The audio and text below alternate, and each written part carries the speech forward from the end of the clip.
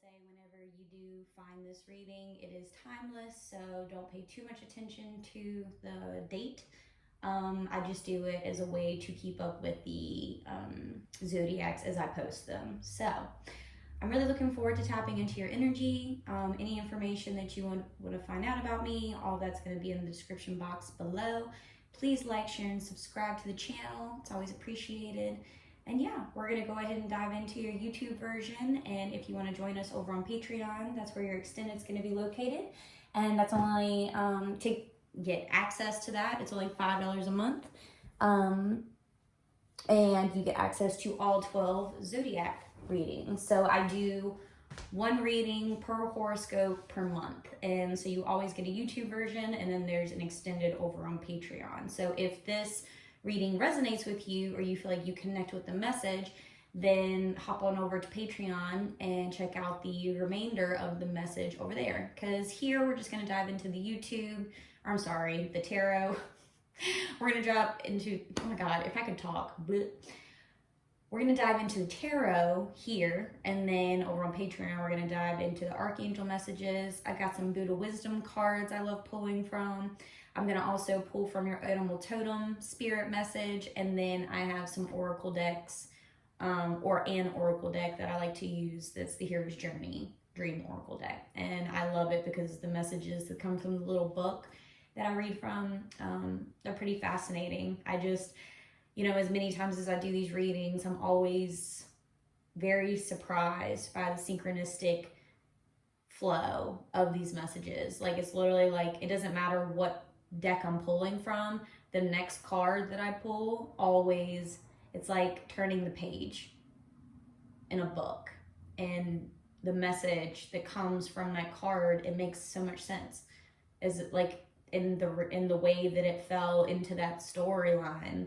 The timing of it is always perfect. And, just as like a little bit of a channeled message, I do feel like that's kind of what you're feeling like your life is looking like right now, is that things have needed to go a certain way in order to land you right where you are in this moment. And for that, you're grateful. And I think that's a really beautiful thing and a really beautiful energy to be aware of that's taking place in your life, because that's really empowering, because we can really experience some true struggles over the course of this lifetime. And just to know that everything that you've experienced up until now was necessary in order to get you to where you are now, I think it's a blessing. And if you knew that you had to experience that little bit of pain or confusion, chaos, instability in your life in order to gain everything that you've gained now, it's like you wouldn't have even batted an eye. You'd have been like, all right, well, like to know then what I know now, like, yeah, it would have absolutely, like, I wouldn't have even questioned anything. I would have barreled right through it. I would have even probably been half as upset that any of it was going on if I knew the value and the weight of the happiness that would unfold for me. And I think that's really what we're feeling right now, and I think that happiness might look different than what you thought it was going to look like, but I think that everything happens in perfect timing. And I think that you're really starting to realize that you might not need to have it all figured out. You might not need to know all the details about situations in order to know that it's meant for you, or that it's right, or that it falls in line with where you should be and it feels like home, So that's what I'm getting for your channeled message. We're going to hop into your tarot. Sometimes I get a channeled message that comes through. Sometimes I don't.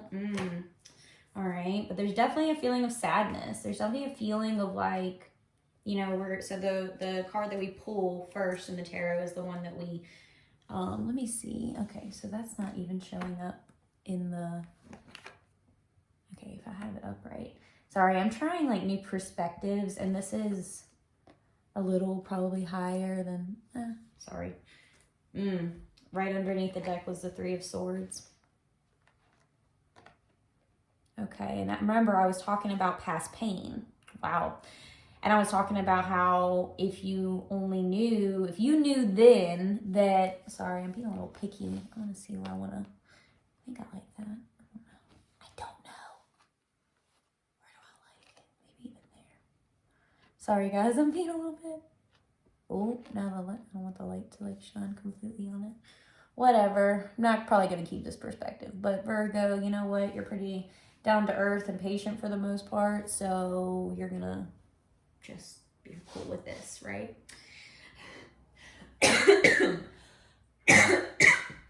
Now, I can see why I got that channel message, because with the Five of Cups, and this has been, you know, it's interesting how and when I do the zodiac readings, when and how I do them, like the timing, the order, because I'm still choosing the order at random, right? I'll let spirit tell me when these messages need to come through, what signs need this now. Like, I surrender to that.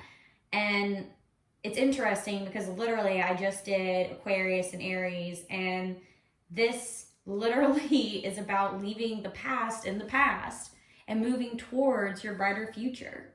Like, what the fuck?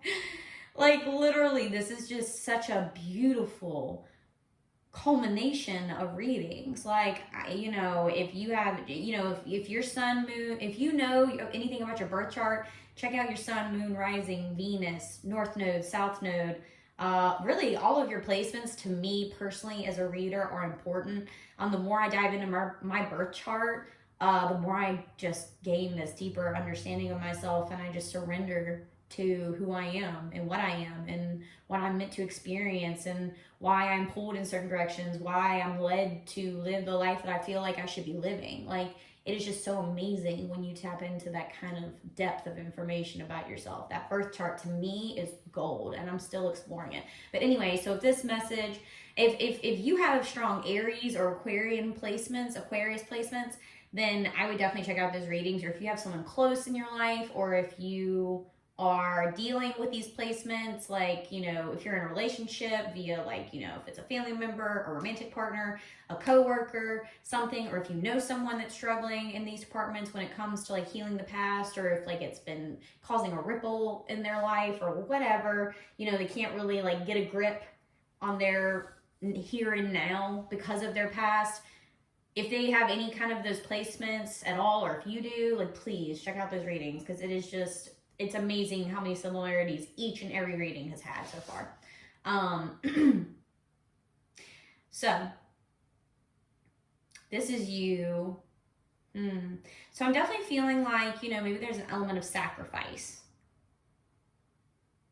that I'm feeling like you're feeling there's an element of sacrifice that you've had to make, or that's taken place in your life in order to get you to where you are today. Or you've seen, maybe through Pisces season, you've really noticed like things have been brought to the surface, like emotions, repressed shit, like things maybe you didn't think were bothering you but actually do, that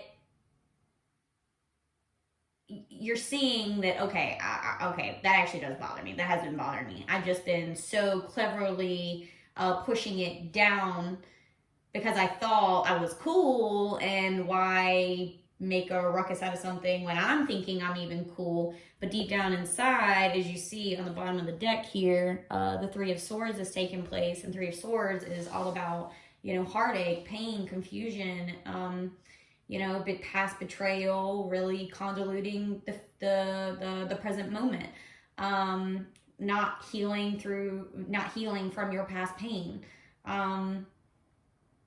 You know, it's really just letting it linger and influencing and recreating the same energy back into your life, but in different circumstances. So for me, this is a card of, you know, I do feel like that you're in a place where you're happy. I do feel like, or that you have a lot to be grateful for, but I think there's some emotional stuff that maybe, because here's the thing, whenever you step into a new life of any sort, there is a death of an old life, right? And we forget that there is a grieving process that comes with that. When we are focused on, because what's happening here in my eyes anyways, and I'm really heavily picking up on romantic partners. That's what I'm picking up on, at least right now, currently, especially with the heart and the Three of Swords, the Five of Cups. You know, this is all very water related. And this is Scorpionic energy as well. If that means anything to anyone. And that's all about the death and rebirth process in life. Like, life is a bunch of little cycles. And when you step into this, because when you walk out of this Five of Cups, when you work through this Five of Cups and you ascend into the Six of Cups, you are then in a place of fulfillment, emotional fulfillment. Like, you are seeing like this childlike way of, because you're like purging, right? Like, you're ascending and you're focusing on things that do bring you joy. And while, yes, you have gained so much in this process, there's also, we forget that we have to do this little, like, you want to call it a ritual or just like a little practice of like grieving what we lose, whether that's, people don't even do this when they, like, say you are working a job, for example, and then you get an offer for another job in a completely different industry, a completely different environment. Say you've been working at this other job for years. You've built you've built friendships that feel like family. You're really like whatever, but this other job, like, you're going to be making more money. Maybe it's closer to your house. Da da da. As good and as much as an increase as this opportunity will be in your life and is in your life, there's still this element of like you are moving from one phase of your life to the next. So what people don't do, because they don't see the weight in the moment, because they're so caught up in this like excitement of this new phase, of this new endeavor, this new relationship, this new situation, is that they don't grieve. And I know that sounds maybe morbid or maybe dramatic, but I'm telling you guys, from a psychological perspective, what we don't do is we don't grieve. We don't grieve. Sorry, I'm just getting too wordy. We don't grieve the loss of, even though like that, like, the thing is like, you left that job not because it was bad, but just because it was this situation, this new situation, this new job, this new career. And I'm just using this as an example just to make it to where people can kind of understand what I'm saying. I love giving analogies, I guess. But just because you're moving into this new direction, this new increase of job or increase of pay, closer to home, maybe your hours are better, you get better benefits, whatever. Just because this is an increase, you're ascending in life, you are growing in life, you're elevating, that doesn't mean that what you're leaving was like awful. It doesn't mean that it was completely like complete shit. It just means that you have found something that is in deeper resonance, just is going to be more fulfilling on a long-term level, and you see the benefit overall. For maybe you have a family, maybe there's you just see whatever, you see the benefit for yourself, for others, your energy. Maybe this is, you're going to be working as many hours, da da da. My point is that this other situation that you're leaving, just because you have found something, quote, better, end quote, that doesn't mean that you don't still have these valid, substantial, loving experiences that you have had in this past situation that you are, yes, ascending from. But there's a grievance in that because it's routine. It's what you've been. Yes, the point in life is to grow. But there's also a psychological awareness that needs to take place that no matter how good of a shift this is for you in your life, there's a grievance of what was, and the comfortability, maybe the safety net, or just the life that you used to really enjoy. But maybe you get even more enjoyment out of this lifestyle, out of this situation, out of this career path, whatever that is to you. But you cannot deny that there is a sense of loss in that, even still, even in the positive changes. Because if we stay in this energy, it is not good. This Five of Cups, what he's doing is, even though there's these two very balanced cups that are up and standing and right at his disposal, he's choosing to focus on the past of what he has left behind, or, crying over spilled milk, that kind of stuff. That's really what I feel off this card. You're choosing to, or even if it's on a subconscious level, it's like holding on to the feeling of loss, right? Because these are spilled cups. So it's a feeling of loss, of emotion, of maybe even emotional fulfillment, right? And Scorpionic energy, like I said, is all about death and rebirth. But if you look, there's still a flowing, like, your life is still filled with a flowing river of emotional abundance. Just because you might have had to have detached or phased out of or away from, or maybe just outgrown, or maybe just better found more fulfillment in something else. Like, A, that doesn't make you a bad person, and B, like, it's an opportunity for you to really see like how tricky the our minds are, our emotions are, how it can be tricky to navigate through this, through what seems to be, you know, just whatever situations. Like, yeah, okay, like, you know, say you get in a relationship and, like, you know, it's just the whole, I don't even want to give you more examples just to be, I don't want to confuse the situation. I think if you have been resonating with what I've been saying, I don't think I need to you know, keep repeating myself.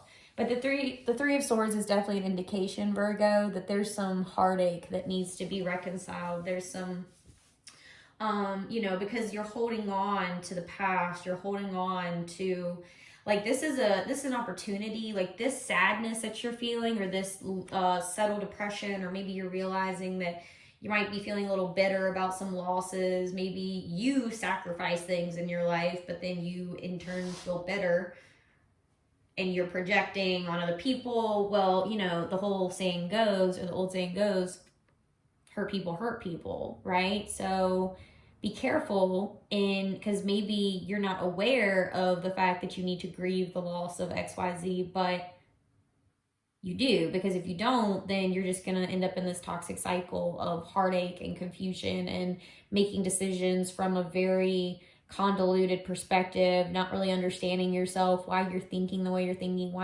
because you're so, like, you're not really, you know, one with the truth that's happening inside of you, which is, you know, you need to really, you know, there's weight to this. There's weight to the life that you left behind, or the you know, maybe you moved into a new direction, and you just need to really, like, reconcile the fact that you do feel like you do feel a sense of loss, and that's okay, because life is all about embracing the end of a cycle in order to allow space in your life for a new beginning, a new cycle to begin, right? And just, I think spending some time with yourself is really, like, important here. So having that time of solitude and trying to understand, like, that is amazing of a life that you're feeling. It's kind of like that whole, like, when you become a new parent. I always want to give other examples, but it's kind of like when you become a new parent, like first time parent. Like, you love your child so much. There is not a doubt in my mind that, like, you know, whoever's watching this, you're going to really resonate with this, but, like, you love that child so much, and you would literally take a bullet for that child, right? That newborn baby. But a lot of what even mothers really experience is they start really becoming, or some, you know, they end up becoming depressed over the loss of their old life, or, you know, become consumed in motherhood. They never get time to themselves, and then they realize, oh my God, like, they start grieving the loss of, they start realizing that they are no longer, like, their old life is no longer the life that they're going to be living from here on out. And that's okay. But a lot of people don't realize the huge shifts that things will create in their lives. And then once they're in the thick of it, once they're in it, then they start realizing, oh shit, like, I was not mentally, emotionally, spiritually prepared for this. Even as amazing and a miracle as a baby could be in a person's life, there's a loss of their old life, especially if you're a new parent. Even as beautiful of a shift as it is, it's still big. It's still a huge paradigm shift that you have to really give weight to, and understand the influence that it's going to have on your psyche and your emotions and just who you are overall as a person. But, all right, Virgo, we're going to stop this here. We're going to hop over into your extended version. I hope you resonated. Please like, share, and subscribe. Head on over to Patreon. It's only $5 a month, guys. Come on. It's not that big of a deal. If I'm being completely honest. But, yeah, link up with me if you want a personal reading. And I guess I'll see you in the Patreon version. If not, I love you. Bye, Virgo. Mwah.